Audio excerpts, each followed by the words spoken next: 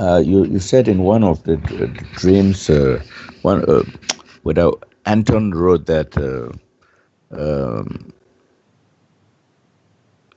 somebody narrated an experience to him where Gopadas, Blue Eyes, was trying to prevent him from doing astral travel, and maybe Anton interpreted this as holding the individual back. Yes. Not, yes. Yes. Actually, Gopadas wants to tell that individual that astral travel is a dead end, and there is something better than that. I should not should not glorify in this ability to astral travel, and that the universal positioning is better than that. But I think it would take a long time for this individual to grasp the lesson. And so maybe when he shared the experience with Anton, maybe Anton just concluded that, oh, the real guides they must be up to something very nefarious, or else they will not be stopping somebody from having their experience. I think so. What do you think, sir? Yes, that was the idea that he commented on. Actually, I read it briefly. I read through it, and just briefly. So I'm not saying I'm right. Just giving the idea there. I got it, and that is that he commented that, well, it looks to be that the real guides create situations and control situations. Well, yeah, they do. But again, if you're standing by the curb with your child, and all of a sudden the child decides to run out in the street, and you're waiting for the green light. Well, are you gonna grab that child and yank them back, even hurt their arm to do so, so that they don't get hit by a car? Well, this is what's taking place. If the boys are doing something like that, which they do all the time, I've known people that did astral projection before they even in the corporation. They would say, "Oh, I go home every night and I leave my body. I go in the closet, do a little meditating, I'm out of the body." But when they came into the corporation at the time when Paul was there, all of a sudden they would say, "Well, I can't do this anymore." In other words, all of that is stopped. Yes, because again, and I've talked to people personally. I taught classes, and one was in San Diego one time, and a person was doing this all the time, and they started to have all kinds of psychic problems because they were astral projecting. Because what you're doing is you're puncturing holes in your aura, and you're allowing tap lining in. Yes, it's a valid experience, like anything, like eating dirt or poison or whatever, which we have for lifetimes, battling the good and bad and indifferent, whatever, okay? All these things are experiences, but you come to the point where, you're looking for the guides now, and so that's an experience for the individual in their personal self. The real you knows what to do, but the personal self wants these thrills. So it will, if it's not getting at the subtleness of recognition with the all is and the real guides, well, it will go after thrills, even drugs, or even worse, even becoming a masochist to oneself, to where they will punish themselves, like you see certain religious groups beating themselves on the back till they're bloody.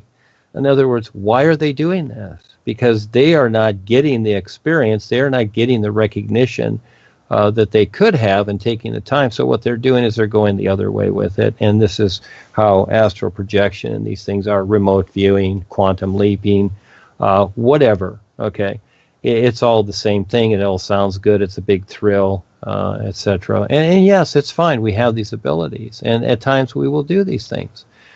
But again, it's like, yes, you can have pizza once in a while, etc. But if you just live on pizza, you're not going to be doing too well. Your whole system's going to be eventually very rapidly ruined. And so, you can do certain things, but all these things, we have come through them, and we're very familiar with them. That's why most people in the world are with religions, because they have come through, untold lifetimes, thousands of lifetimes of seeing religion and mainly being persecuted by it to be a believer and being destroyed many times. So this is where the fear factor becomes the huge tap lining to where you just almost, oh, this seems so familiar, I'll just believe in this and go to the church and these are all good people.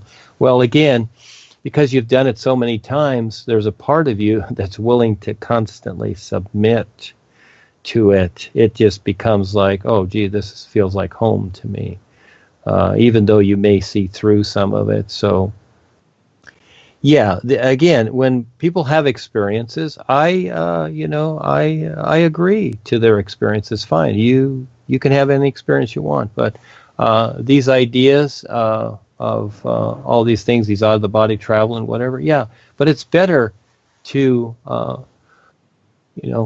see and recognize the isness, because that, you might say, is the real comfort zone, to where nothing affects you. When you're out there and you're having experiences with Rebazar or whatever, and the boys, they're warning you. They're taking you around objectively and showing you the traps so that you can recognize them, in creation, because you're still in creation and you're learning to recognize the isness. So at the same time, they're showing you what isn't working and what's going on. It's for your own protection. It really is.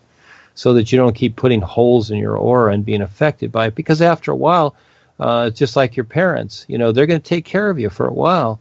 But if you're going to go out there and spend all your money on stupid things after a while and get yourself in jail and trouble, it's like, well, we're not bailing you out this time, son. You got to learn your lesson. You got to figure it out for yourself. And after a while, they're going to just step back because you're persistent at being, silly. So they're just going to step back. And it's like, okay, you got it. Your choice. Have fun. And they're very real, too. They're not to be manipulated. So all these things that we go through, yeah, it's rather interesting. And it's very subtle, but it's all about your real awareness. So creation is what it is, but we can do better. But you got to decide to, and you got to step up to it. And you got to recognize what doesn't work also. Yeah, even though it looks good, it's marketed, etc. So yeah, that everything is like a test, and it's not really a test. It just is what it is, and it's just like the animals that go out there in nature. They got to figure out how to survive, how to hunt, how to protect themselves, and they're always in fear too, because everybody's a predator out there, and human people or anything that's happening in creation, we're all predators. We're all after something, or someone's after us, and this is just very real. We pretend to be okay, but really, it really is what it is. So this is what we're learning, right? So as we make better choices, create a position to support each other, that's what the boys do. They stand real with each other.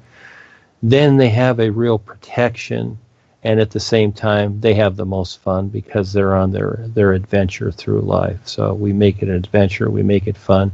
And that's where, as you become the risk taker, that's the real protection there. It's automatic. Nothing can touch you because you're no longer the effect. But if you keep deciding to be the effect of things, then you will be, even though, again, just like when you go in the courtroom and you tell the judge, oh, judge, I didn't know that I couldn't run red lights. I didn't know that, judge. Well, again, what's the judge going to say? Ignorance of the law is no excuse. So we got to fumble around through lifetimes to try and figure it out. And eventually we do. So fortunately, we have the knowledge right now to do that. That's the first step. So yes. Thank you, Charles. Go ahead. Thank you, Duane. I have one last question. Some people complain that after doing the new song or upon joining the new presentation, they're having a lot of headaches, physical headaches. Seems to come from singing the new song.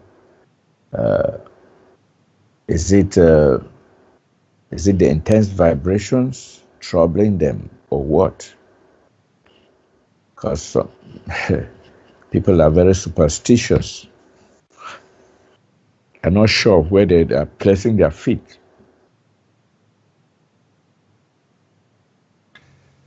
Well, what is the answer to anything? When you go to the doctor and you say, oh, gee, doctor, I get this pain in my arm or my back. So what's the doctor supposed to say? Is he supposed to know what that is? No, he doesn't know. But he still, keeps up his end, etc. Well, I remember one time someone asked, said something to the effect, asked one of the boys, well, I don't like to do introductory lectures. And this was in my younger years with the corporation. And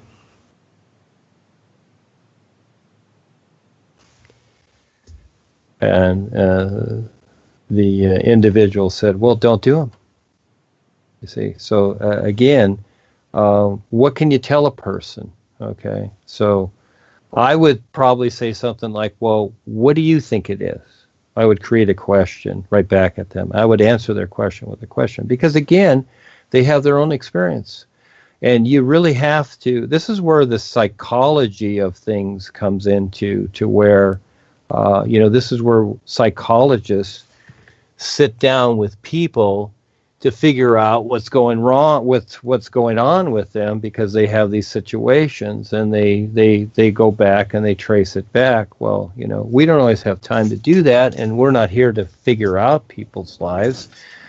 Realistically, again, just like a course in college, we're making sense of it, and that is that you got to give yourself time to study it. And I would say that, hey, how many kids the first day they went to school at 5 years old, they sat and cried? They did. They were afraid. They cried. And not everybody does that. Some kids want to go in there and mingle with other kids, but some kids sit and cry. They're afraid. And so anything can happen. And usually what happens, and I saw it too when I was in the corporation with the Hue, and all the times that I went out there in the public and taught, and when many times when people first used the Hue, they would get negative experiences on the real side. And then I started to recognize, well, it's because the dark side and all those tap lining individuals, it's kind of like you being a drug dealer, you might say. This is kind of a far out way to say it.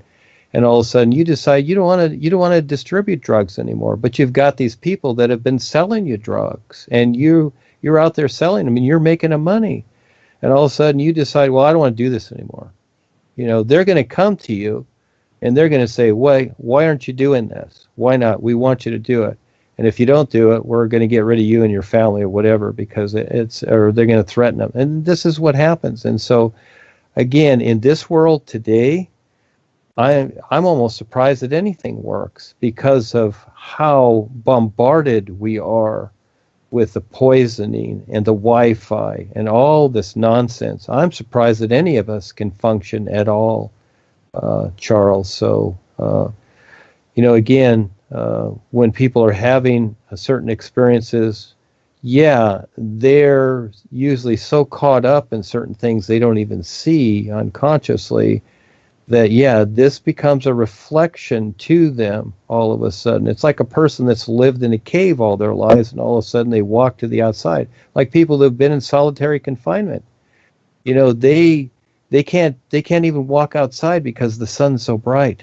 They bend to their knees and beg to be put back in because they can't even see. And this is how it is. This is just how real it is. So, I have a compassion for everyone and a real consideration, but at the same time, everybody's got to face themselves. I've been through so much, and I'm constantly having to face myself and deal with it. And so what is the right answer for all of this? Well, again, we've all come through certain experiences, and it's led up to whatever it is, just like a person that's ate hamburgers every day of their life, breakfast, lunch, and dinner, and all of a sudden, now they've got tumors and cancers, and their liver is clogged, and it's like they want to be instantly healed. So here's fasting and fruits and blueberries and whatever and different things available, and all of a sudden they're going to have to go through the trauma relieving themselves of what they decided. So yes, when people have experiences that are so-called on the positive end, you might say, I'm amazed, because you really got to get through what you've accumulated and decided, and that becomes very interesting. And this is where too that you hear many stories, you do too, I do too, of people, they do the new you, they want to see Rebazar, they want to see the guides, and they don't. Well, it's simply because the boys are always there. It's an isness. It already is. Okay, you've done the first step of recognition, realizing, and that is through the books, and that you know that they're there, but not seeing them. It's because you're not recognizing them. That's up to you. And there's different ways to recognize. It's not seeing. I don't need to see them in their physical form, because it's an isness. It's invisible. That surpasses all of creation, and even into when you're with the is, it's invisible. There's no forms at all, but there is that recognition there. And so again, it's not about the form. That's just something here, but they're looking for the form in the literal sense. I get it. And some people have that. Well, lucky you. But then again, many times people become attached to that form also. And so there's many ways to experience things. So again, what is the right answer? Well, as it comes to you, okay, that's your experience. All right, as it comes to me, that's my experience. And you deal with it however you decide, and you'll figure it out, or you won't. And it's okay. But again, the focus is the is. As you keep focusing on, recognizing this isness, then eventually you will see everything, and so will everybody else. But again, give it 50, 100 years. Give it 1,000 years. I don't put any time on it. If it's 1,000 years, fine. If it's 1,000,000 years, I don't care, because it's all an isness. It's not about time. It's about recognition. And people will say, well, I don't have that much time. You don't? What do you, realistically, I'll ask them, where are you going? What are you going to be doing if you don't supposedly have that time to do something real? Are you going to just run around through creation and do nothing and just stay lost with ideas, chasing ideas? Again, it's choice. And all that time can be brought into one moment now, because it's all now. All the time in eternity is all now. It's how you see it and how you decide it. And this is the fun part. You're the decider. You get to do this. You get to recognize it. It's so simple. So people having aberrations, headaches, or whatever, that's in the physical sense. And they need to look at that themselves. That deals with their personal self. And so again, as people come into this, it's like, well, I got this problem, or I got no job, or I got this, or whatever. Well, we're not problem solvers. That's not our position. We show people how to become more aware so that they can handle themselves. That's what we do. We're not problem solvers. We're not here to solve the world, to save the world, or to eradicate anything that's happening in the world. We're not here as rebels in the sense, and we're not anti anything. That's not so. I don't use that anywhere, etc. So again, it's not about that. We are the sun shining. And it's that recognition. It's so cool once you really get the grasp of that. But each individual, they have to struggle with that. They really do, because they need to look at themselves and what they keep deciding. So if they keep convincing themselves, well, I'm a good person, I go to work every day, I do the new you or whatever, well, that's fine. That's a start. That's just a start.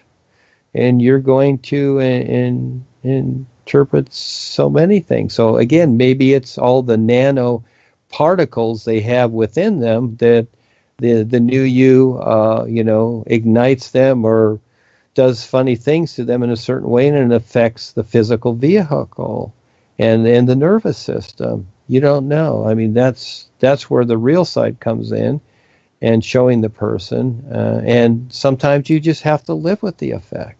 That's what it is, because that's what's taking place. So you have to live with it. I have to endure a lot here, and I just have to live with it. I'd rather have things different too. Yeah, I'd rather be on the beach somewhere surfing every day, and just staring at the sun. But no, I'm in my room, sitting at the computer, and when I get up from the chair, my back really hurts. I can barely walk for 5 or 10 minutes. But I've got to sit here. I want to sit here and do this for you and everybody else, but I put myself through it too, constantly subject myself so that this comes out such, and eventually I will, I'm transitioning into something else. But in the meantime, I'm suffering too, constantly. This is just part of it because we have these physical vehicles. So, yeah, what is the right answer, Charles? Well, you can be the doctor like Dr. Kelsey, and you can give them some fun examples and do videos and see what happens. It's that love-hate relationship that we all go through here. Yes, that's part of the adventure too. Yes, go ahead. I think maybe I'll hand it over to Dr. Kelsey. She said, doctor, if you can provide the answer. Yes, thank you, Charles. Again, it's already Saturday, Charles, so get ready. We love you, Charles. You're so cool. Thank you. These things are great because they activate me to provide this for everybody so that everybody has a chance to wake up and get through themselves. Yeah. And so we see new friends. We see each other as beings of light. That's so cool. We see beyond the bodies while we still have them here. So, yes, thank you again. Thank you, everybody. It's all for you. Thank you, Charles. Have fun over there in China, Mr. Charles. Yes, and with Miriam and everything. And so the T-shirts are cool. We wear ours, and I just ordered the signs. We put out what the signs will look like when we're going to start our little Walk with Rebazar scenario here, which will be interesting. And so a lot of people here in Huntington Beach. So we're just having fun with this. And also because Val is the hiker, we have some pictures of him, which is walk, read around America to start off with. And then eventually the world, like all the pictures we did with Rebazar, Walk with Rebazar, and then all the pictures of different places in the world. We're having fun with this. So just putting it out there and everything else, and focusing on the concerts. The schools will be starting here on Monday. This will be our adventure to line this up. We have to wait till about the middle of February to make reservations for the concert. Then we'll work off of that. So again, we're presenting something very real and wonderful to this world, and it's a lot. We're crawling. It's a lot of steps, but for those of you that are stepping up, good for you. So again, the boys are there for you always. So yes, thank you for sharing. We'll see you on Monday. We'll see what happens here. Yes, again, thank you, Charles. Again, it's always Saturday, Charles. Be ready. Thank you. Thank you, Duane. Thank you, everybody.